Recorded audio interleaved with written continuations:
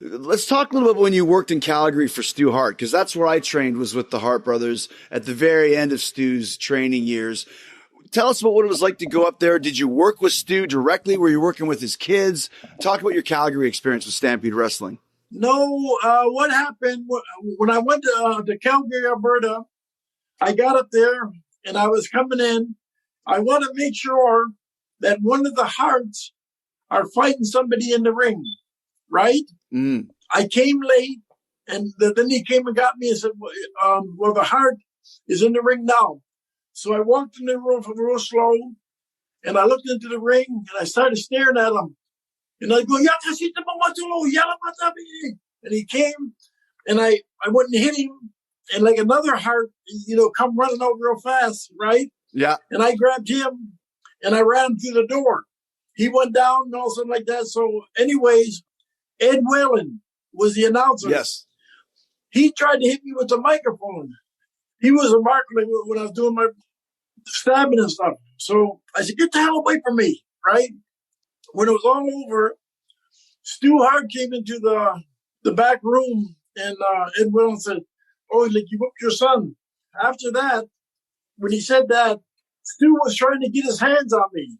He was walking over toward me. He said, Ab, listen to me, Ab. He was reaching for me. He says, I would never put my hands on your kids. I says, but Stu, they knew what was going on. And Stu Hart said, Ab, next time, do me a favor. Kill those bastards for me. That was it. Stu was a great man. And then Stu only ran his shows in the summertime. No, like in the wintertime. So I said, Stu, let's keep the territory open all year round. Stu said, well, Ab, do you think you can do it? I said, yeah, we can do it. And from that day on, Stu always stayed open summer and winter. Stu took me brought me to his house. He said, Ab, you see up there, there's a chandelier. All those chandeliers, you paid for them. You made me all this money and stuff like that. And he said, he says, I have 2 cats. I got a white cat and a black cat. But the white cat, he don't come in the house. The black cat, I let him stay in the house because of you, because you made me all this money. And that was it. Yep. So you worked for Stu quite a bit then over the years. Yes. Many years I worked for Stu. Stu said to me, Ab, they want you in Australia, but please tell me that you'll come back. And I said, I'll be back.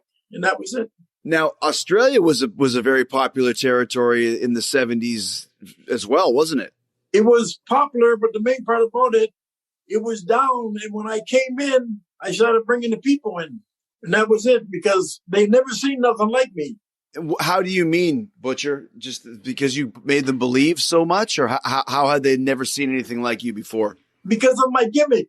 They never seen nobody act like me, like beating my head up against the pole, taking chairs, hitting my head, taking bottles, hitting my head, and stuff like that. They never seen none of that. And then I went through the crowd all the time. I was always going through the crowd. There was other guys nobody's like you, but you had the believability factor that Brody had it. Tiger Jeet Singh had that in Japan, where people thought you guys were absolutely, completely insane and they were scared of you. Because, see, guys like Brody, guys like the Sheik and Tiger Jeet Singh and stuff like that, they knew for a fact that these guys are maniacs. You understand? Yeah. And this was it. I wrestled Brody many times. We drew a lot of money together.